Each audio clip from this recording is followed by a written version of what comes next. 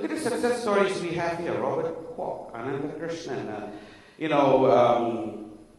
Lee Ka-shing. How did they do what they did? And that's really what I guess we need to identify. The fact that success is something that's very individualistic. It's something that we need to pick up and apply in our own lives. And it has a whole different brand when it comes out with you as the flavor. Make sense, people? Are you with me? This is Singapore, right?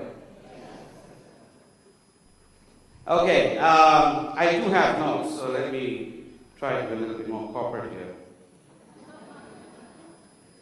Like I said, there's no magic bullet for success. And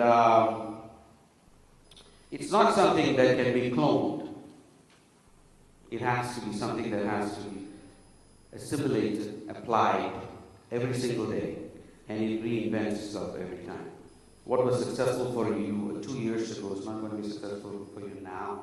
In fact, the most dangerous thing that could happen to an entrepreneur, and the key word here is entrepreneur. This is the primary reason that I'm here today, because the word entrepreneur is there.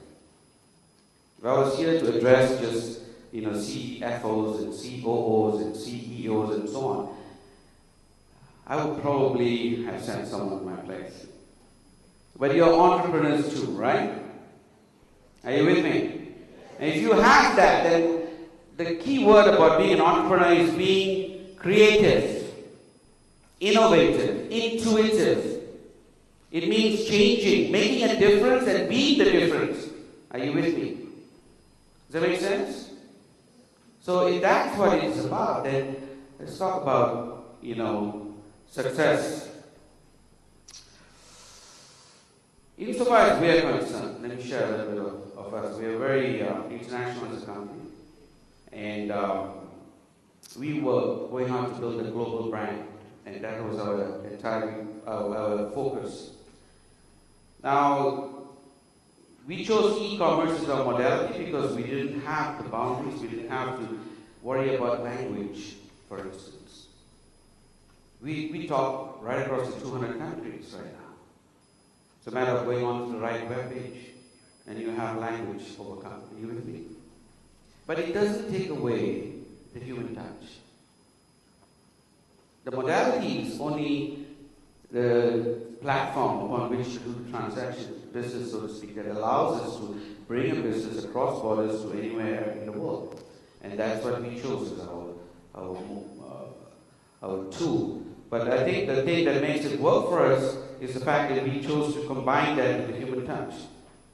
And we brought direct sales out into everywhere that we went, so we could combine e-commerce with direct sales and take the product lines and services that we could bring from every corner of the world to another corner of the world. And I think we were just a little bit ahead of the game at the time, which is why a lot of people out there then subsequently try to do what we do. But success cannot be cloned. So it didn't exactly work out for everyone else. But we had to reinvent ourselves all the time. What takes a company from $0 to $1 million turnover a month is exactly what you need to remove before you go from $1 million to $10 million. That mindset has to change. It's like a wheel structure. If you take a polo cart wheel, it's got a hub in the center with spokes going all out. So you're in touch with every aspect in every department, yourself personally, and you have to do that at the initial onset of building a company. You have to be personal. But if you're going to go beyond that, to go from a wheel to a tire, for instance, then you're going to have to build concentric circles around. Are you with me? And you've got to delegate, you've got to have a team picking up on you, and there has to be a filter down coming from you all the way going down. So that, and you've got to keep checking to ensure that this happens. It's continuous touching, retouching, building, working with people, and ultimately it's not companies that succeed, it's people who succeed. Are you with me? Okay, I'm losing you here. Can I change over into a dance instead? Welcome back.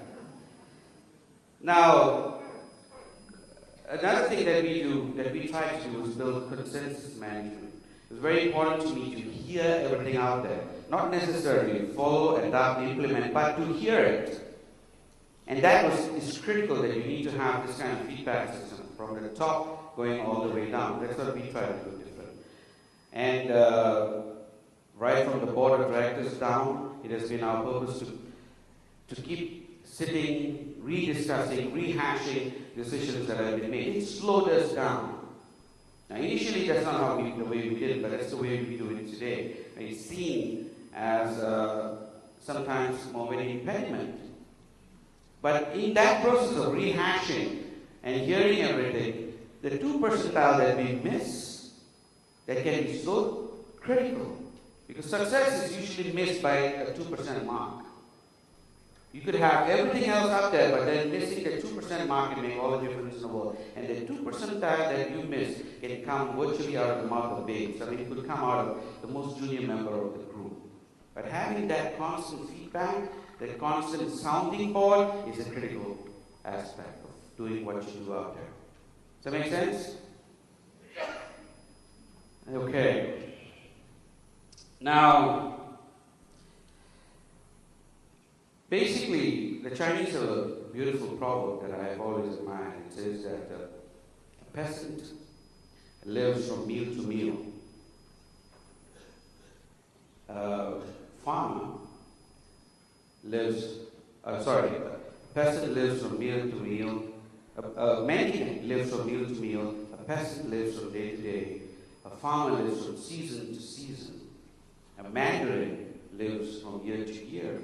A king lives a decade at a time, but an emperor has to live 100 years at a time.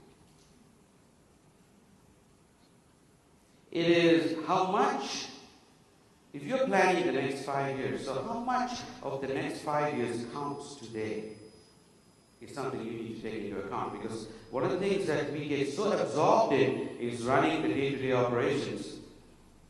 Is just being able to keep the nose above the waterline. Are you with me?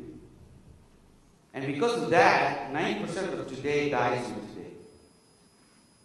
You're in such a rush to make the next meeting, to hit the bank before it closes, to meet the next person, to close the next deal. And even if someone meets you on the way and wants to have a chat and a cup of coffee, you say, man, look, I am like absolutely late here.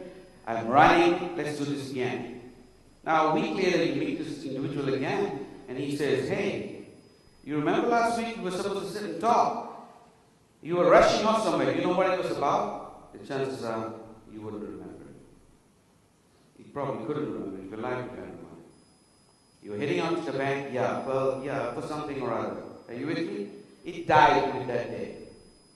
Now, if you take a look at that 1 percentile of humanity that does make a difference, they live their lives through every day.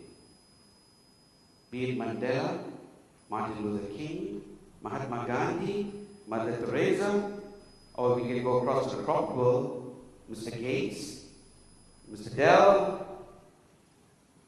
They all have that. Sam Walton, I was fortunate enough to meet that gentleman I used to live in Arkansas, and he had a college that was his pet project called College of the Ozarks, the University of the Ozarks. They then used to come down there, park a little bit, walk around, meet people, and on a number of occasions we had a little chat. And his vision filled his day. You with me? It drove him. He never lost track of where he was heading in 5 years, in 10 years, or in 15. Are you with me? And that is what I think made the difference. That's one lesson I take back from Mr. Walton. It's exactly that.